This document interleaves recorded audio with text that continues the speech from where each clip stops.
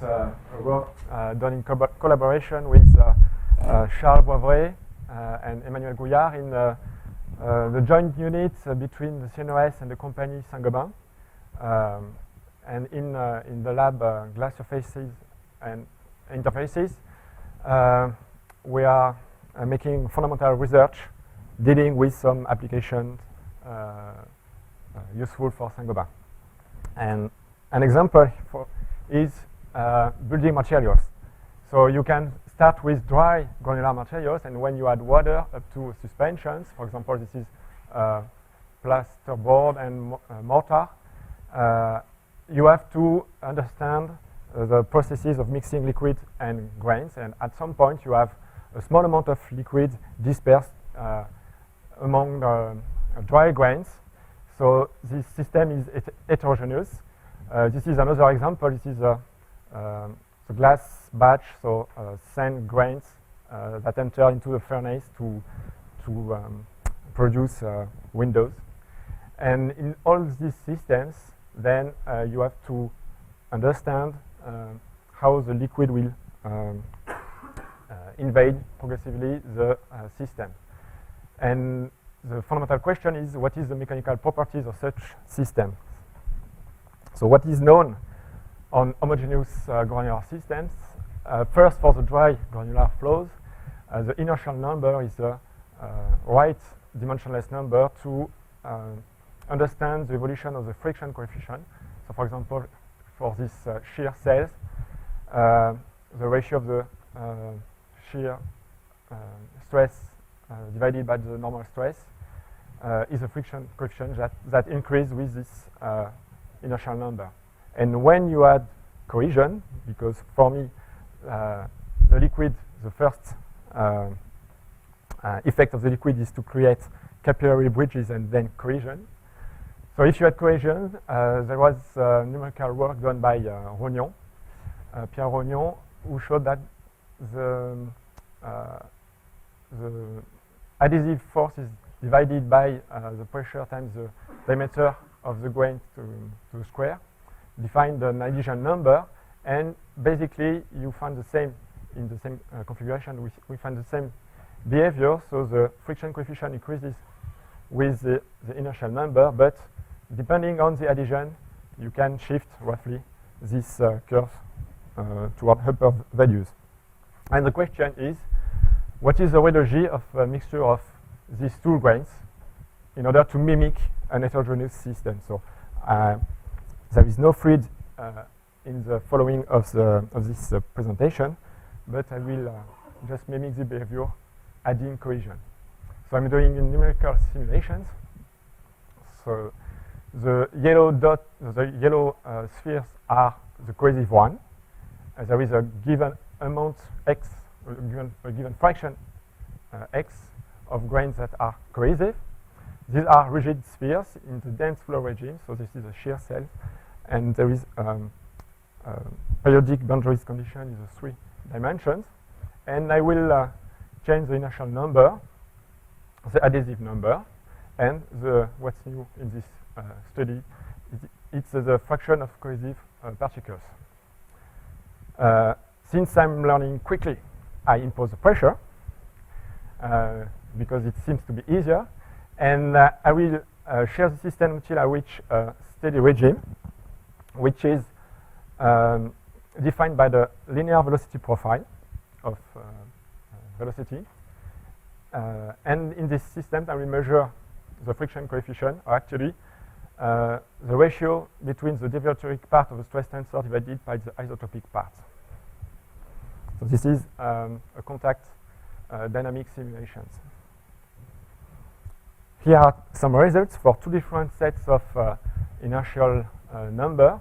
So these 2 sets are for 0.1 and 0.3. And you can see that when I increase the fraction of cohesive forces, cohesive particles, the friction coefficient for a given adhesion increases up to a fully cohesive system.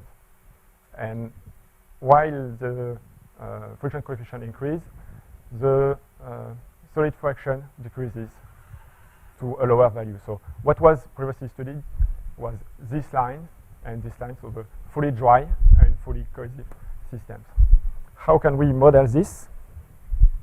Well, a very, very simple model is to assume that the friction, the global friction coefficient, is the sum of one part coming from the dry-dry contact and one part coming from the cohesive contact. In these simulations, I assume that whatever the neighbor of a cohesive grain is, there is the same adhesion between the grains.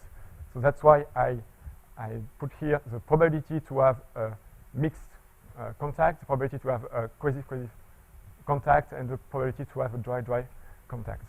And this friction coefficient comes from the value at the boundary of this axis, so the dry one, for example, and the cohesive one. So these are the random probability to find a given contact if the particles were randomly distributed. And actually, at the beginning of the simulation, it was the case. And the blue lines are now the prediction of this model. So given this point and that one, we can predict with this very crude model the evolution of the friction coefficient as the fraction of cohesive particles increases. So we can test this model a little bit more. We can play with the adhesive force between different particles. So if we add now, so these are the probabilities, the random probability to have a dry-dry contact, to have a cohesive contact, and this is a mixed contact. So I can decide that the mixed contact is that there is another forces. So I did simulation for 3 cases, either that has the previous one, either the mixed force, adhesive force, is the same as the cohesive force. So these are the green square. Either there is no adhesive force, so I can so this friction coefficient is the same as this one. So these are the circles, and I can choose a given friction coefficient, which is the average between these two, and this is obtained for fully homogeneous systems for this value of adhesion. And if you put this value in this relation, you should obtain a straight line. And indeed, the simulations here are the triangle, and the lines are the prediction of this model. So it seems to work fairly well. And what if I change the inertial number? So I just pick up 3 different simulations that have the same friction coefficient for the same inertial number. These are the simulation, and then I change the inertial number to see how this friction coefficient evolves. And indeed, for 0.1, so 10% of cohesive particles, 30%, and fully cohesive systems with different cohesion, all these points stay together when I change the inertial number. And this can be understood if you assume first that this model is valid, and then if the friction coefficient is for the dry system is a minimum value plus a function of I, and that the cohesive friction coefficient has roughly the same behavior as I told you, with a function depending on the adhesion times 1 plus of a numerical value times the same function as before. This law is not exactly observed in the simulation of 1 year, but this is a pretty fair approximation. So with these 2 ingredients, you should indeed observe that all these points stay together when you change the inertial number. So this is a nice story, but what about the real contact probability. So these are the random probability to find a given contact inside the systems. And here I plot the real one. So this is for the cohesive-cohesive contact. And all the previous simulations are laid here. So this shows that indeed the cohesive particles are really randomly distributed inside my system. There is no segregation. But for the others, you can see that the blue lines is the random distribution, and other lines here comes from the simulation. So this naive model should not work, actually. And there is one thing that particle can stick to a cohesive one, and they may not transmit forces, for example. So if you take the strongest forces, we can see that they are more randomly distributed. So the contact transmitting the strongest forces are more randomly distributed among particles than the real one. So that's one hint to understand how this very crude model works. If we go at very low velocity, then the system is no more homogeneous. I mean, there is shear bands appearing, and here these are two different simulations. So in front the non-cohesive particle, and behind the cohesive particles. I will share these two different systems at the same velocity. So we can say this is the mixed forces, additive forces. So this is 0 here, and this is the case where there is a cohesive force between mixed particles. And this is what happens. So usually we observe shear bands.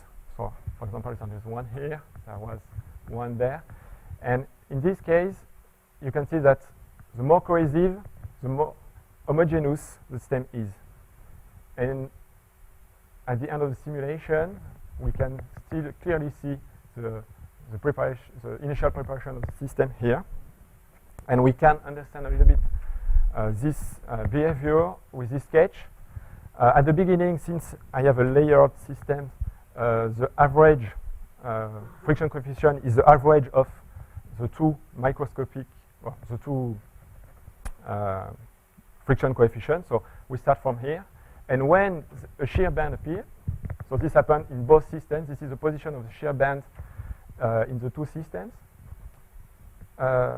We start to mix the grains. So we have 50% of cohesive grains. And depending on the cohesive system here, the shear bands, the friction inside the shear bands will increase. And in this system, the friction inside the shear band will decrease. That's why this shear band is more stable than this one. So it was just a small remark. And now I will just show you what's happened in inclined plane flows. So I prepare the system so the cohesive particles are randomly distributed, and only show here the cohesive particle, and let the system evolve from the Bagnall profile. And then I light on the cohesion and let the system evolve. And you can see that there is accumulation of cohesive particles at the top of the system, and progressively other particles reach the free surface. And this can be understood. So this is the velocity profile, which evolves with time. So this is the Bagnall profile at the beginning. Then, since cohesion appears, there is a deceleration of the particle, and then with the segregation, we end up with this profile. And during this process, you can see that there is only 1% of cohesive particle. So at the beginning, this small line represents the density of the cohesive grains, and we can see that particles are moving up to this profile, and this particular value here corresponds to one particle surrounded by 12 dry grains. So so in this case, since the cohesion is very, very, very high at the top of the system, we have these big particles, and we can play with different cohesion. So here the bond number is the ratio of the adhesion force divided by the weight of the grains, and you can see that the velocity of segregation depends on the granular bond number, on the adhesion. And we can also compute the average coordination number for these different systems. So this is a non-cohesive one. So I just pick up the same particle and compute the coordination number, and then I average this value here, and you can see that a very tiny adhesion increase a lot the coordination number. So this particle acts as larger particles and then segregate toward the free surface. I don't know up to now if the rising velocity is proportional to z. Maybe we will have an answer in the next talk. I don't know. And I will conclude with this. So in this heterogeneous system, there is no segregation when the system is shear between planes, but we observe segregation towards the free surface in inclined plane. A very simple law can reproduce results of simulations, and a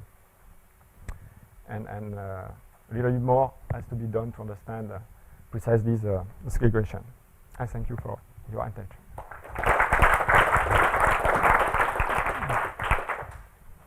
Well, thank you for ending on with about 3 minutes to spare. Do we have any questions? Yeah, very interesting talk.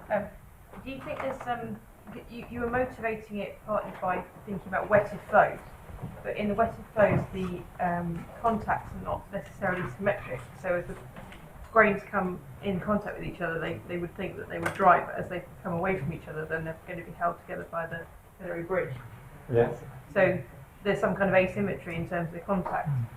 Do you think that would have any difference? Because obviously the way you've dealt with it here is just by adapting the friction coefficient. No, I don't think the asymmetry is a real issue. The main difference for me is that when you break a capillary bridge, you leave water on the previous dry particle, and then you propagate the fluid inside the material. And this is not taken into account in this study. So that will stay dry or stay cohesive during the simulation, and the next step will be to, for example, propagate this information inside the system. Yeah. Any other questions? Well, let's thank our speaker again.